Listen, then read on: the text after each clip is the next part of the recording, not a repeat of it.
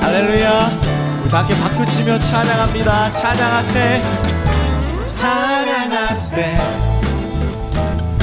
찬양하세. 함께 소리 높여 찬양 드리세. 찬양하세, 찬양하세. 함께 소리 높여 찬양 드리세. 찬양받기에, 찬양받기에 합당하신 주님, 언제나 동일하신 주.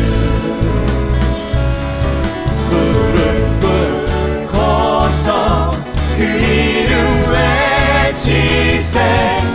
예수 나의 왕, 예수 나의 왕, 예수 나의 왕.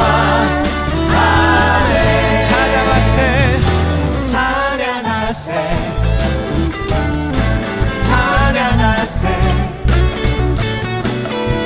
함께 소리 높여 찬양 드리세. 찬양하세, 찬양하세, 찬양하세.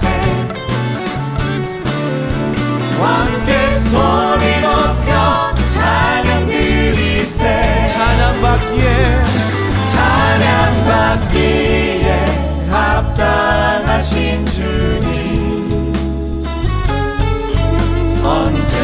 언제나 동일하신 주. 무릎 꿇고서 그 이름 외치세. 예수 나의 왕, 예수 나의 왕, 예수 나의 왕. 아멘. 찬양받기에, 찬양받기에 합당하신 주님, 언제나 동일하신 주. 무릎 꿇고서 그 이름 외치세. 예수 나의 왕, 예수 나의 왕, 예수 나의 왕. 아멘. 예수 나의 왕, 예수 나의 왕, 예수 나의 왕, 예수 나의 왕. 아멘. 할렐루야. 우리 주님께 영광의 박수를 올려드리겠습니다. 나의 소망 되신 주, 나의 소망 되신 주, 주를 바라봅니다. 다시 오실 나의 왕 예수, 주를 기다립니다. 나의 소망 되신 주, 나의 소망 되신 주, 주를 바라봅니다. 다시 오실 나의 왕 예수, 주를 기다립니다. 밤이나 낮이나 어제나 오늘도 영원히 주만 찬양해.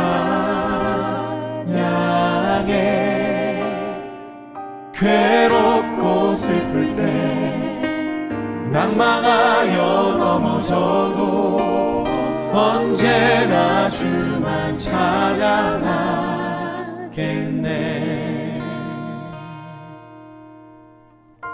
나의 소망 되신 주, 나의 나의 소망 되신 주를 바라봅니다. 다시 오실 나의 왕 예수, 주를 기다립니다.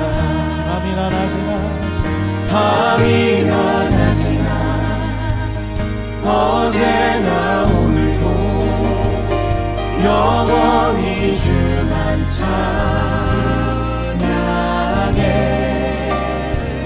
괴롭고 슬플 때 낭망하여 넘어져도 언제나 주만 찬양하겠네.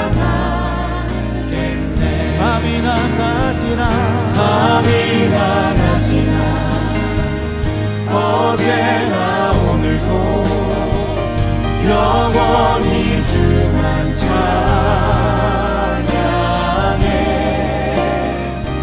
괴롭고 슬플 때 낭망하여 넘어져도 언제나 주만 찬양하게. 목소리 높여 밤이나 낮이나 어제나 오늘도 영원히 주만 찬양해.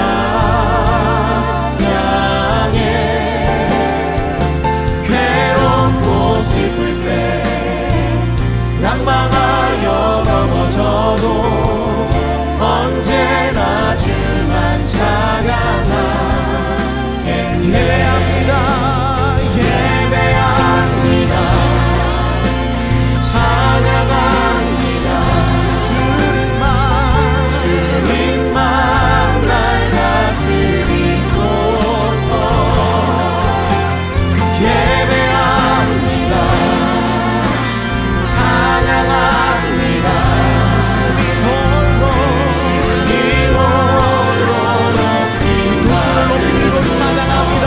예배합니다. 찬양합니다.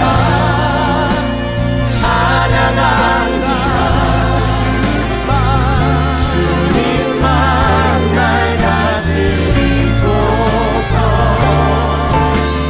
예배합니다. 찬양합니다. 주님 홀로 높임 받으소서. 내 목소리로만 예배합니다. 찬양합니다. 주님만 날 다스리소서. 예배합니다. 찬양합니다. 주님 홀로 높임 받으소서. 주님 홀로 높임 받으소서.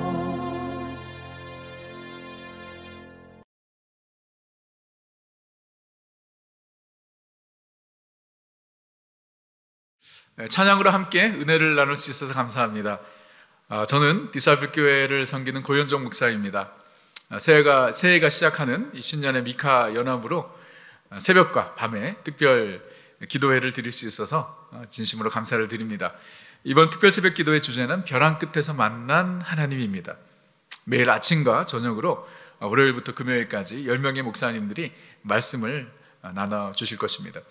유튜브를 통해 미셔널 철치 얼라이언스를 검색하셔서 매일 아침 6시와 저녁 8시에 참여하시면 되겠습니다. 오늘 주시는 말씀은 창세기 12장 10절에서 20절의 말씀입니다. 함께 읽도록 하겠습니다. 그 땅에 기근이 들었으므로 아브라함이 애굽에 거류하려고 그리로 내려갔으니 이는 그 땅에 기근이 심하였습니다. 그가 애굽에 가까이 이르렀을 때에 그의 아내 사라에게 말하되 내가 알기에 그대는 아름다운 여인이라.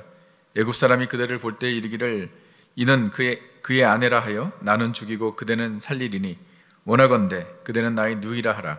그러면 내가 그대로 말미암아 안전하고 내 목숨이 그대로 말미암아 보존되리라 하니라. 아브라함이 애굽에 이르렀을 때에 애굽 사람들이 그 여인이 심히 아리따움을 보았고 바로의 고관들도 그를 보고 바로 앞에서 칭찬함으로 그 여인을 바로의 궁으로 이끌어 들인지라. 이에 바로가 그로 말미암아 아브라함을 후대함으로 아브라함이 양과 소와 노비와 암수 나귀와 낙타를 얻었더라. 여호와께서 아브라함의 아내 사라의 일로 바로와 그 집에 큰 재앙을 내리신지라. 바로가 아브라함을 불러서 이르되 내가 어찌하여 나를 이렇게 행하였느냐? 내가 어찌하여 그를 내 아내라고 내게 말하지 아니하였느냐? 내가 어찌하여 그를 누이라 하여 내가 그를 데려다가 아내를 삼게 하였느냐? 내 아내가 여기 있으니 이제 데려가라 하고 바로가 사람들에게 그의 일을 명하매 그들이 그와 함께 그의 아내와 그의 모든 소유를 보내었더라. 아멘. 창세기 12장은 하나님께서 아브라함을 부르시는 것으로 시작이 됩니다. 하나님께서 아브라함을 믿음의 사람으로 세우시기 위해서 그에게 먼저 요구하셨던 것은 본토 친척 아비집을 떠나라는 것이었죠. 그래서 아브라함은 하나님의 명령에 순종하여서 그의 아내 사라와 또 조카 롯과 함께 길을 떠나게 되고 마침내 하나님의 인도하심을 따라 가나안 땅에 도착하게 됩니다. 하나님의 말씀을 따라 새로운 땅으로 향하는 아브라함의 그 마음은 어떠했을까요? 그에게 분명히 새로운 곳에 대한 기대감이 있지 않았을까요? 하나님께서 인도하시는 그 땅에는 도대체 무엇이 있을까? 그곳에서의 삶은 과연 어떨까? 그런 기대와 설레임으로 가나안 땅을 밟았을 것입니다. 저와 여러분은 아브라함의 그 마음을 조금은 이해할 수 있습니다. 왜냐하면 우리 또한 본토 친척 아비집을 떠난 경험이 있기 때문입니다. 여러분 기억하시나요? 오래전의 이야기일 수도 있는데 여러분 한국을 떠나 미국에 이민 오시면서 어떠한 기대와 설레임이 있지 않으셨나요? 이 미국에서의 삶은 과연 어떨까? 어떻게 살 수 있을까? 무엇이 준비되어 있을까? 그런 기대감을 가지고 아마 미국 땅을 밟았을 것입니다. 저는 1982년도, 그러니까 거의 이민 온 지 40년이 되었습니다. 1982년도에 김포공항에서, 그때는 인천공항도 아니었죠. 김포공항에서 브라질행 비행기를 탔습니다. 저는 미국에 오기 전에 브라질에 먼저 이민을 갔었는데 그때 나이가 어렸습니다. 그러면서 한국을 떠나는 그런 아쉬움, 슬픔이 너무나 컸고 동시에 브라질에 대한 또 기대감이 있었어요. 제가 어렸을 때 꿈이 그 축구 선수가 되는 거였습니다. 브라질이 축구의 나라지 않습니까? 그래서 이 축구의 선진국인 브라질에 가면 내 꿈이 이루어지는 것은 아닌가, 이런 기대를 가지고 브라질로 가게 되었어요. 그런데 브라질에 도착해서 동네에서 축구하는 아이들을 딱 보고 순식간에 그 꿈이 깨지고 말았습니다. 브라질 사람들은 두 가지 타고난 재능이 있어요. 첫째는 춤이고요, 댄스. 그다음에 두 번째는 축구입니다. 한번 태어나자마자 저들은 축구와 춤을 잘해요. 저는 1982년도에 브라질 이민을 갔다가 거기서 대학교를 마치고 결혼을 하고 또 미국으로 이렇게 이민 오는 그런 삶을 제가 살았습니다. 미국에 오면서 또 새로운 기대가 생기는 거죠. 하나님께서 예비하신 이 미국 땅은 과연 무엇이 있을까? 그때는 제가 예수님을 믿었기 때문에, 그리고 신학교를 공부하기 위해서, 신학을 공부하기 위해서 미국으로 오고 있었기 때문에 하나님께서 또 어떠한 일을 행하실까라는 기대 반, 또 두려움 반으로 이 미국 땅을 밟았던 것을 기억을 합니다. 아브라함도 그런 기대가 분명히 있었을 것입니다. 아브라함이 원해서 갔던 곳은 아니잖아요. 하나님께서 인도하신 곳인데 그 가나안 땅에는 무엇이 있을까? 그런 기대와 설레임을 가지고 가나안 땅에 도착을 했을 것이에요. 그런데 가나안 땅에 도착해 보니까 아브라함을 위해서 준비된 것은 아무것도 없는 것이에요. 그 누구도 웰컴 투 가나안이라고 아브라함을 맞이하는 사람은 아무도 없었습니다. 그리고 그곳에는 이미 오랫동안 그 땅에서 자리 잡고 살고 있었던 원주민들이 있었어요. 하나님께서 주신 약속의 땅, 가나안 땅이었지만은 아브라함에게 주어진 땅은 없었습니다. 그래서 창세기 12장 9절을 보면 점점 남방으로 옮겨갔더라 라는 기록이 있습니다. 아브라함이 점점 남방으로 옮겨갔더라. 한 곳에 정착할 수 없는 것이죠. 참 그런 가운데 아브라함의 마음을 흔들어 놓는 아주 결정적인 일이 하나 발생합니다. 그것이 오늘 본문의 이야기입니다. 가나안 땅에 기근이 찾아온 것입니다. 10절에 그 땅에 기근이 들었으므로, 그 땅에 기근이 들었으므로. 여러분, 그 땅이 어느 땅인가요? 가나안 땅이죠. 여러분, 그런데 가나안 땅은 아브라함에게 어떤 땅이에요? 하나님의 말씀에 순종하여 찾아온 땅이지요. 하나님께서 아브라함과 그의 후손들에게 주시겠다고 약속하신 약속의 땅입니다. 그런데 그 땅에 기근이 찾아온 것입니다. 여러분, 우리는요, 이 상황을 그냥 넘길 수 없습니다. 우리는 여기서 반드시 질문을 해보아야 합니다. 왜 그 땅에 기근이 찾아왔냐 말입니다. 왜 약속의 땅에 기근이 찾아왔냐 말이에요. 하나님의 말씀에 순종하여 찾아온 땅에 왜 기근이 찾아온 것입니까? 여러분, 약속의 땅에 기근이 찾아온 것은 절대로 우연이 아닙니다. 하나님의 섭리와 계획 가운데 이루어진 일이죠. 여러분, 아브라함을 하나님께서 부르셨을 때에 75세지요. 아브라함이 부름받았을 때 그가 이미 믿음의 조상이 될 만한 굳건한 믿음의 사람이었기 때문에 하나님께서 아브라함을 부르셨을까요? 그렇지 않습니다. 하나님께서 그를 부르시고 그를 믿음의 사람이 되도록 연단하시기 위해서, 훈련하시기 위해서 그를 부르신 것이죠. 여러분, 그렇기 때문에 창세기 12장부터 아브라함의 삶 가운데 일어나는 모든 일들은 아브라함을 믿음의 사람으로 세우시려는 하나님의 연단 또는 훈련의 손길이었던 것입니다. 그를 믿음의 조상다운 믿음의 사람으로 세우시려는 아브라함을 향한 하나님의 믿음 키우기 프로젝트의 일환이었던 것이죠. 아브라함의 믿음 키우기 프로젝트. 그래서 이 첫 번째 테스트가 바로 약속의 땅에서 기근을 만나게 된 것입니다. 그런데 아브라함은 그 첫 번째 테스트에서 실패하고 맙니다. 아브라함이 실패한 이유가 무엇인지를 우리가 살펴보면서, 여러분, 우리 인생에 기근이 찾아올 때, 우리의 믿음이 기근을 만날 때, 또 우리가 벼랑 끝에 섰을 때에 어떻게 반응해야 하는지 오늘 말씀을 통해서 살펴보도록 하겠습니다. 첫 번째 실패 이유는요, 아브라함이 너무 쉽게 포기한 것입니다. 아브라함 자신의 계획이 아니라 하나님의 뜻에, 하나님의 말씀에 순종하여 가나안 땅에 도착을 했습니다. 그리고 하나님께서 창세기 12장 7절에 가나안 땅에 도착한 아브라함에게 컨펌을 해주셨습니다. 재확인을 시켜주셨어요. 바로 그 땅이 하나님께서 아브라함과 그의 자손들에게 주시고자 하시는 땅임을 확인시켜 주셨어요. 그러니까 아브라함이 잘못 온 것이 아니었던 것입니다. 바로 그 땅이 맞습니다. 여러분, 그렇기 때문에 이 약속의 땅에 기근이 찾아왔을 때 아브라함은 그 땅을 쉽게 포기해서는 안 되는 것이었습니다. 아브라함이 만약에 그 상황을 믿음으로 직면했다면 아마 그렇게 얘기했을 것 같아요. 야, 내가 여기까지 오게 된 것, 내 계획, 내 뜻대로 온 것도 아니고 하나님의 인도하신 따라 온 것인데, 또 하나님께서 이 땅을 주시겠다고 약속하신 약속의 땅인데 기근? 내가 한번 버텨봐야지 라고 했을 것 같은데, 아브라함은 아직 그만한 믿음의 사람이 아니었던 것이지요. 그래서 기근이 찾아오자 바로 애굽으로 내려갔습니다. 그 과정 가운데 그가 하나님의 인도하심을 구하거나 하나님의 음성을 듣는 그런 과정, 그런 순간, 그런 시간은, 그런 기회는 없었던 것입니다. 그는 쉬운 길을 선택한 것입니다. 여러분, 그런데 쉬운 길은 내리막길입니다. 아브라함의 실수가 우리에게 아주 중요한 레슨을 주는 것입니다. 여러분, 약속의 땅에 기근이 찾아올 때 쉽게 포기하지 말아야 하는 것입니다. 여러분, 우리가 분명히 알아야 하는 것은 하나님의 말씀에 순종하여 사는 삶에도 어려움이 찾아올 수 있다는 것이에요. 여러분, 우리가 하나님 사랑하고 하나님 예배하고 하나님 뜻대로 살면 모든 것이 형통한가요?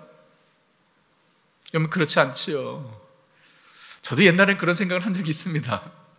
그래서 돌아보니까 정말 제가 목회자의 길을 가면서 정말 말로 다 할 수 없는 그런 인생의 기근들을 경험한 것 같아요.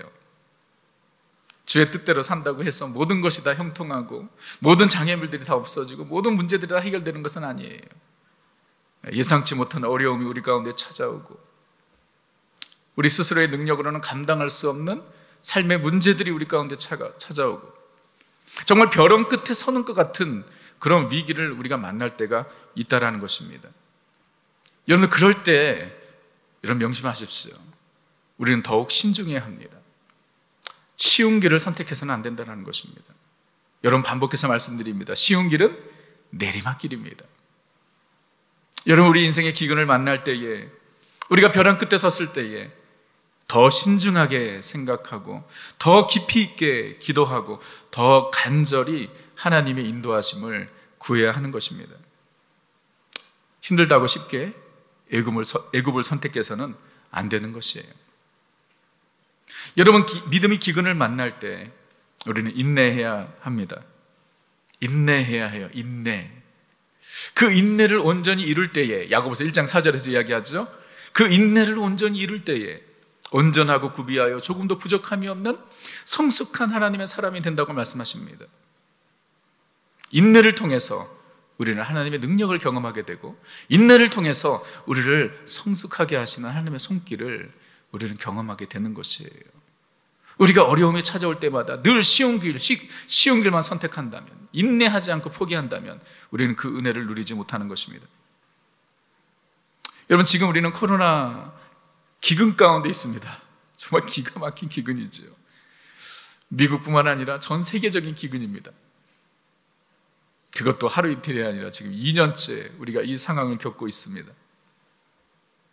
지금 그 어느 때보다 우리가 믿음의 인내를 할 때인 것입니다. 인내를 통해 하나님의 뜻을 이루어야 하는 것이에요.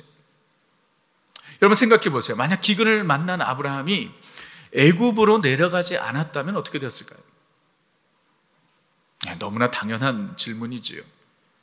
아브라함이 그 극심한 기근 가운데서도 나는 죽어도 여기서 죽을 거야 라고 인내했다면 정말 아브라함이 기근으로 죽었을까요? 절대 그러지 않았을 것입니다. 가나안 땅에서 아브라함은 하나님의 놀라운 능력과 역사를 경험했을 것입니다.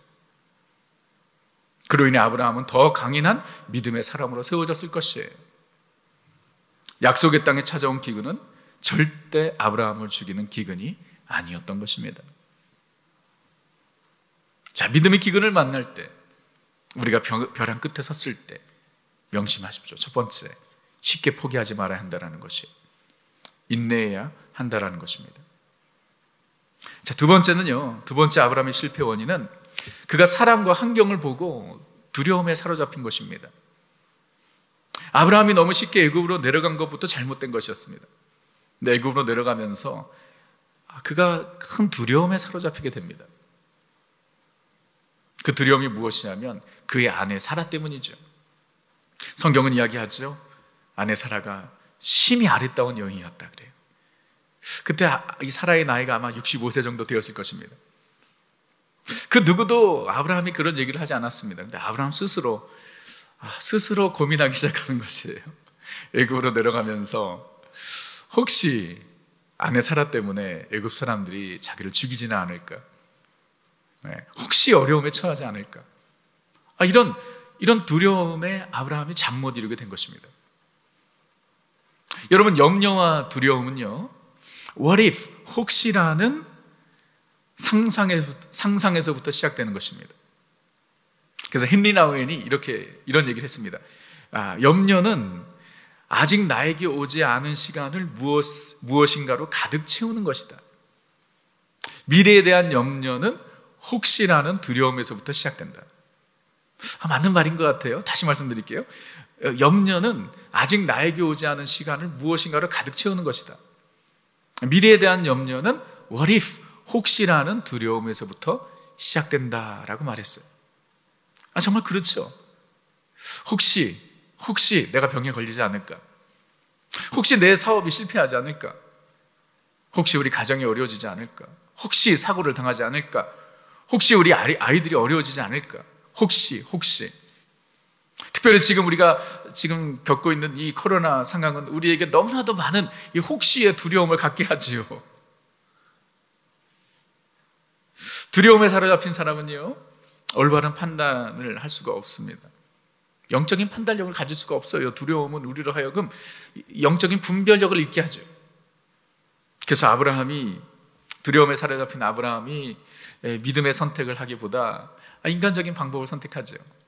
그래서 그의 아내를 누이라고 속이게 됩니다. 아니나 다를까 애굽에 내려갔더니 애굽 사람들이 아브라함의 아내 사례를 보고 놀라죠. 미스 가나안입니다. 너무 예쁜 거예요. 아브라함에게 물어보았겠죠. 이 여자는 누구냐? 아브라함이 거짓말을 하죠. 누이 동생이라고 이야기를 합니다. 문제가 없다 생각하고 아브라함의 아내 사라를 바로에게로 들어간 것이에요. 여러분, 이게 보통 심각한 일이 아니지 않습니까? 우리 형제님도 한번 생각해 보십시오. 내 아내가 지금 다른 남자의 아내가 될 수 있는 그런 위기의 상황입니다. 그런데 아브라함은 여기서 한마디 하지 않습니다. 한마디도 하지 않습니다. 저 여자는 내 여자입니다. 저 여자는 내 아내입니다 라고 해야 되지 않나요? 근데 아무 얘기도 하지 않습니다. 아무 말도 하지 못합니다. 왜 그랬을까요? 여기에 아브라함의 실패의 원인이 있는 것이죠. 사람을 두려워했던 것입니다. 애굽의 그 환경을 두려워했던 것이에요. 바로를 두려워했던 것입니다. 사람을 보고 환경을 보니까, 문제를 보니까 자기 자신이 너무나도 작게 느껴지는 것입니다. 여러분, 우리가 우리의 인생의 기근을 만날 때, 우리가 벼랑 끝에 섰을 때에, 여러분, 그때야말로 우리는 우리의 시선을 하나님께 고정시켜야 할 때입니다. 모든 시선을 주님께 드리고 살아계신 하나님을 느낄 때, 언제 그래야 합니까? 항상 그래야 하지만 특별히 우리 인생의 벼랑 끝에 섰을 때, 약속의 땅에서 기근을 만날 때야말로 우리의 시선을 주님께로 향해야 돼요. 사람과 환경과 내 자신을 보면, 여러분, 우리는 두려움에 사로잡힐 수밖에 없습니다. 여러분, 경험해 보셨지 않습니까? 문제는 점점 커 보이고 나는 점점 작아 보이는 것이에요. 그러나 주님께 우리의 시선을 고정할 때 우리의 두려움은 사라지게 되는 것입니다. 한 번은 예수님의 제자들이 큰 풍랑을 만나서 밤새도록 고생하고 있을 때 예수님께서 그들을 도와주시기 위해서 물 위로 걸어가셨지요. 그 스토리 아시죠? 이 물 위로 걸어오는 예수님을 보고 제자들은 놀라서 유령이다 그랬죠. 그래서 베드로가 정말 예수님이시거든, 나로 물 위로 걷게 하소서, 엄청난 요구를 한 것이죠. 예수님께서 그러셨습니다. 베드로가 물 위로 뛰어들었어요. 그리고 정말 물 위를 걸었습니다. 예수님을 바라보고 나아갈 때 물 위를 걷게 됐지요. 그러나 그가 예수님에게서 눈을 떼어 출렁이는 파도와 또 거센 바람을 보았을 때 두려움에 사로잡혀 물에 빠지고 만 것입니다. 여러분, 잠언 29장 15절에 이런 말씀이 있습니다. 사람을 두려워하면 올무에 걸리거니와 여호와를 의지하는 자는 안전하리라. 아멘. 사람을 보면 두려워지는 것입니다. 올무에 걸리는 것입니다. 그러나 여호와를 바라보면 안전한 것입니다. 여러분, 인생의 기근을 만난 벼랑 끝에 선 다윗이 시편 62편 1절 2절에서 이렇게 고백했습니다. 나의 영혼이 잠잠히 하나님만 바라며 나의 구원이 그에게서 나는도다. 오직 그만이 나의 반석이시요 나의 구원이시요 나의 요새시니 내가 크게 흔들리지 아니하리로다. 언제요? 나의 영혼이 잠잠히 하나님만 바라볼 때 흔들리지 않는 것입니다. 여러분, 지금 어떤 두려움에 또 염려에 사로잡혀 계십니까? 여러분에게는 어떤 혹시의 두려움이 있으신가요? 오늘 예배를 드리는 성도님들 중에 정말 인생의 벼랑 끝에서 잠 못 이루시는 분이 계시지 않나요? 내 힘으로 도저히 해결할 수 없는 삶의 문제를 직면하면서 두려움에 사로잡혀 있지 않나요? 2022년 새해를 시작했지만 어떠한 기대감보다는 염려와 걱정이 더 큰 우리 성도님들 계시지 않나요? 여러분, 믿음의 눈을 들어 주님을 바라보시기 바랍니다. 믿음의 주여 온전케 하시는 이인 예수 그리스도를 바라보시기 바랍니다. Let us fix our eyes on Jesus. Fix our eyes. 다른 거 보지 말고 주님께로 시선을 고정하라는 것입니다. 여러분, 그럴 때 우리 안에 있는 두려움은 사라지고 믿음으로 승리할 수 있게 되는 것입니다. 여러분, 아브라함은 자기의 잘못으로 더 이상 스스로 감당할 수 없는 삶의 위기를 만나게 됩니다. 생각해 보십시오. 가나안의 기근보다도 훨씬 더 큰 위기 아닙니까? 이런 상황에서 아브라함이 할 수 있는 것은 아무것도 없습니다. 그런데 그때 하나님께서 개입하시지요. 그래서 애굽 바로의 집에 큰 재앙을 내리십니다. 그로 인해서 하나님께서 사라를 건져내시지요. 왜 그렇게 하셨나요? 하나님께서 아브라함과 맺으신 언약 때문이죠. 만약 그때 사라가 바로의 아내가 되었다면 아브라함과 사라를 통해서 이 땅에 하나님의 독생자 메시아 예수 그리스도를 보내시려는 하나님의 계획에 차질이 있을 수 있기 때문에 하나님께서 그 언약 때문에 사라를 건져주신 것입니다. 아브라함이 잘한 것 하나도 없습니다.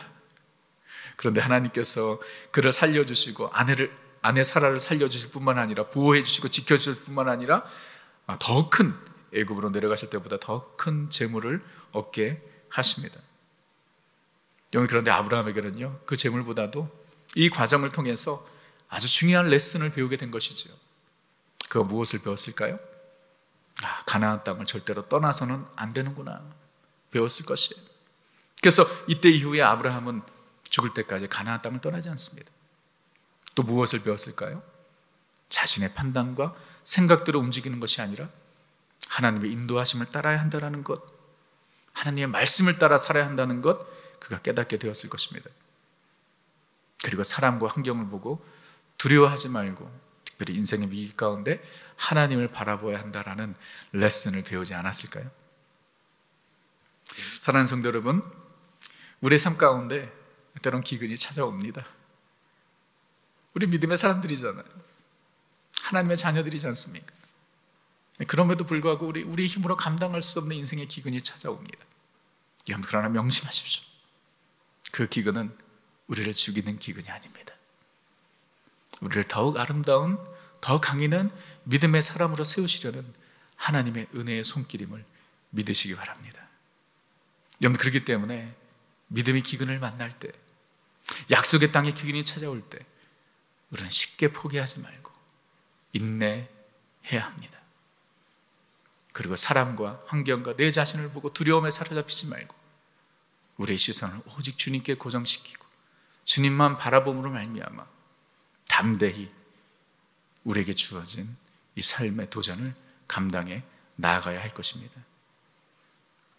여러분, 그뿐만 아니라 우리는요, 인생의 기근 가운데 하나님을 바라보고 믿음으로 승리하는 것뿐만 아니라 우리는 하나님으로 인해서 기뻐해야 합니다. 하박국 3장 17절 19절의 말씀을 여러분들과 마지막으로 나눕니다. 비록 무화과 나무가 무성치 못하며 포도나무에 열매가 없으며 감람나무에 소출이 없으며 밭에 식물이 없으며 우리의 양이 없으며 외양간에 소가 없을지라도 나는 여호와를 인하여 즐거워하며 나의 구원의 하나님을 인하여 기뻐하리로다. 여러분, 정말 없어도 이렇게 아무것도 없습니다. 무화과 나무가 무성치 못하고 포도나무가 열매가 없고 감람나무가 소출이 없고 밭에 식물이 없고 우리의 양이 없고 외양간에서 완전한 기근이죠. 근데 그 선지자의 고백은 무엇이죠? 나는 여호와로 인하여 기뻐한다. 여러분, 이 고백이 저와 여러분의 고백이 되기를 간절히 소원합니다. 여러분, 이 기근은 반드시 지나갈 것입니다. 그리고 이 기근 뒤에는 은혜의 소낙비가 기다리고 있습니다. 여러분, 그때까지 인내하시며 주님 바라보시며 여호와 하나님을 인해서 기뻐하시며 승리하시는 성도님들 되시기를 주님의 이름으로 축원합니다. 이 시간에 우리 주 앞에 함께 기도합니다. 하나님, 내 삶 가운데 어떠한 위기가 찾아온다 할지라도 믿음으로 인내할 수 있도록 주여 나를 붙잡아 주옵소서. 사람과 환경을 보고 또 내 자신을 보고 두려움에 사로잡혀 살지 않게 하시고 주님을 더욱 바라보게 하여 주옵소서. 주님께 나의 시선을 고정하게 하여 주옵소서. 그리고 아무것도 없는 기근이라 할지라도 여호와로 인하여 기뻐하는 인생 되게 하여 주옵소서. 오늘 주신 말씀을 마음에 새기며 주님께 함께 기도하도록 하겠습니다. 함께 기도합니다.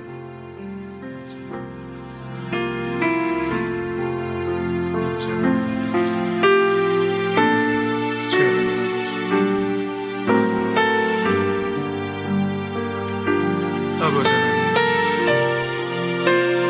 하나님, 주여 하나님 아버지, 우리의 힘으로 아무것도 할 수 없는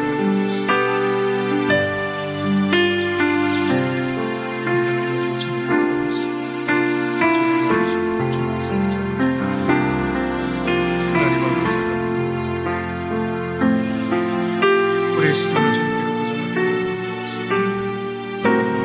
두려움의 상태를 되지 않게 하시고 주님만의 나라를 살아가시고 주님만을 주옵소서.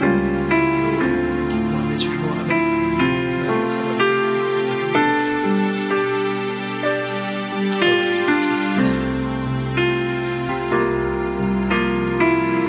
참 좋으신 하나님, 우리의 삶을 인도하시는 선하신 주님을 바라봅니다.